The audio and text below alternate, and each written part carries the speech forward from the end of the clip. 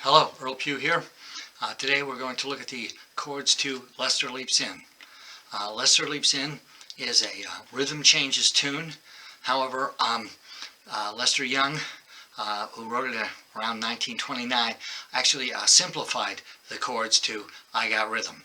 Many of the tunes that are based on I Got Rhythm have the chords enhanced. They're more complicated. Lester made it more of a diatonic tune.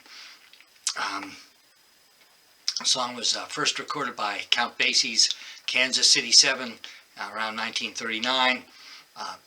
The recording's available on YouTube. You really should listen to it and try to hear the guitar part.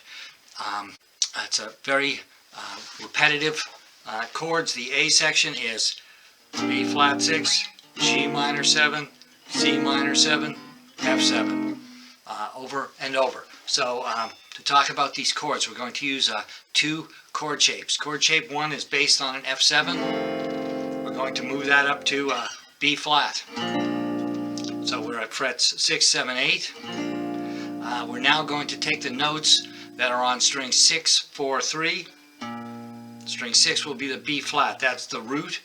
String 4 will be an A flat, that is the flatted 7. And string 3 will be a D, and that is the third. So by moving the 7 around, the note on the 4th string around, we can get 3 different chords.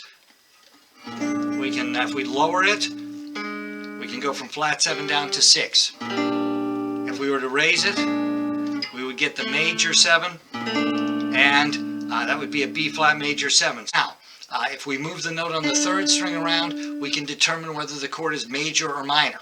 So if we have a D natural here, that is a B flat 7. If we lower that note to a D flat, that will give us a B flat minor 7. So in this song we're going to need 3 of these shapes. That was 4 shapes. B flat 7, B flat 6, B flat major 7, B flat minor 7. So we're going to need the 6 shape. That's going to be for the B flat 6. We will also need the minor 7 shape. We're going to take that minor 7 shape and move it up 2 frets to get the C minor 7. And we'll need the dominant 7 shape. We'll move that up to frets 10 and 11 for the D7. And we'll have it on frets 8 and 9 for the C7. Basic shape number 2 started life as a C7. Down here on frets 1, 2, 3, we're going to move our 3rd finger down to string 6. It's still a C7. Some people think that we've moved the root. We haven't. The root is still on string 5, but we're playing the lowest note we're playing is a G, but that's not the root, that's the 5. So we're going to move this up to frets 6, 7, 8. The note on the 5th string would be an F, so this will be an F7. We're going to take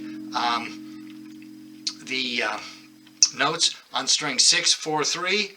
That will be a C, an A on string 4, and an E flat on string 3, so we'll have the 5th on the bottom. We'll have an imaginary root on string 5. There's where your F is. And we'll have an A note, that's your 3rd, on string 4, and an E flat, that's the flat 7, on string 3. By moving, once again, by moving the notes around, we're going to leave the 5th on the bottom. We could move the 7 down 1 fret. So we'd move from a D flat, we'd move from a E flat down to a D. That would give us an F6. If we were to take the F7 and move the E flat up to an E, that would give us an F major 7. Back on the F7. If I move the A natural down to A flat, that would give us an A flat. I'm going to refinger it, but I've still got a C on string 6, and I still have an E flat on string 3. That will give me an F minor 7. Now, out of those 4 possible chords, an F7, an F6, an F major 7, and an F minor 7, the good news is we need 2. We need the F7 and the F minor 7. We will use the F7 at frets 7 and 8, and we'll move it up 2 frets and use it on frets 9 and 10 for the G7. And we will also use the minor 7 shape on frets 8, 9, 10. So I've got a D note, the 5th is on string 6, the imaginary root is on string 5, there's the G. I've got a B flat, that's the flat 3rd, and an F natural, that's the flat 7. So there's my G minor 7. So the A section, we'll go from B flat 6, that's shape number 1, to G minor 7, that's shape number 2,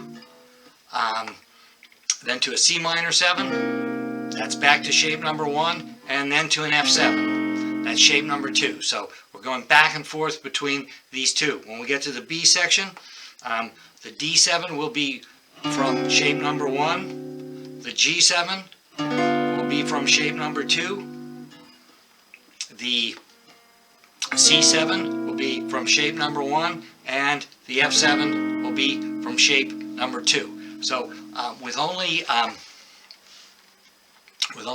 5 chord shapes, 3 from shape 1, a 7, a 6, and a minor 7, and 2 from shape 2, a 7, and a minor 7, we can play a stylistically correct version of this tune. To those of you who are used to the bar chords, those bar chords are wonderful in some styles, but they're kind of for a very straight ahead jazz. They're not really stylistically correct. So you might want to try these new shapes.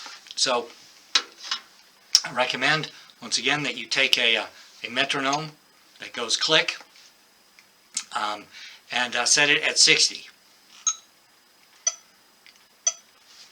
And play the tune slowly and evenly.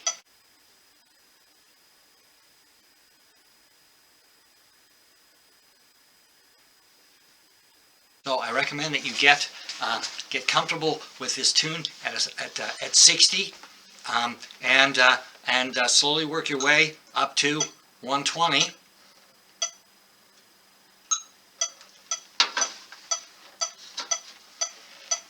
And it starts to get a little more interesting, a little more fun at a little bit brighter tempo. 1, 2, 3, 4.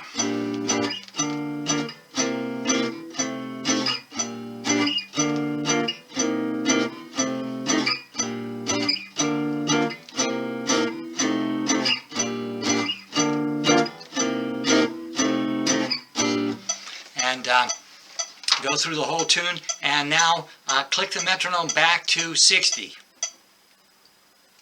But we're still going to play the tune at 120. So the metronome is clicking on the 2 and the 4, and we want the foot to agree with the metronome, so it's 1, 2, 3, 4, 1, 2, 3, 4, 1, 2, 3, 4. And we want the hand now to agree with the pick. So the foot is going down on 2 and down on 4, and it's going up on the 1 and the 3.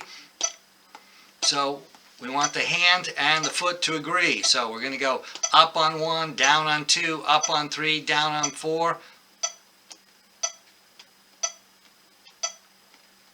1, 2, 3, 4.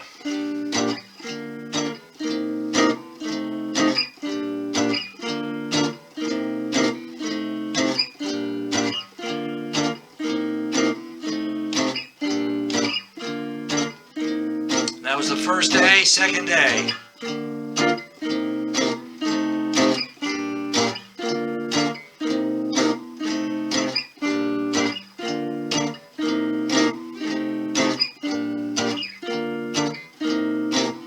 B.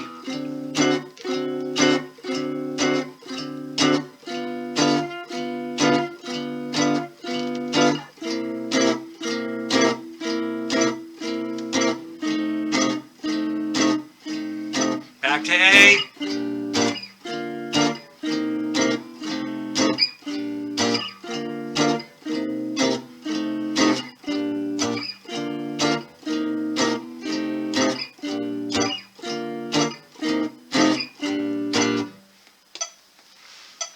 And now you're starting to get a bit of a more straight ahead jazz feel.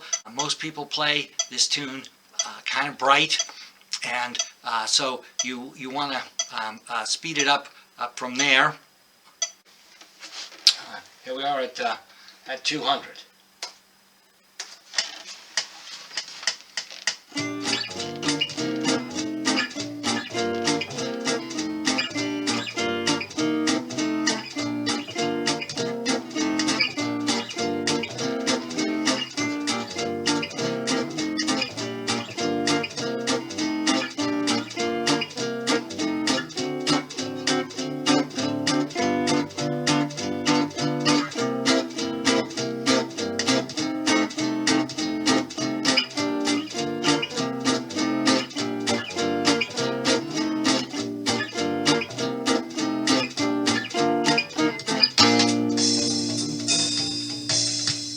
So thank you for checking out this video. Please give a listen to Count Basie, and it's Freddie Green on guitar. You know, he really was one of the elements that made the Basie band sound like the Basie band. You know, it seems odd that someone playing a straight 4 would swing so hard. You know, it's quarter notes. I don't know where the syncopation is, but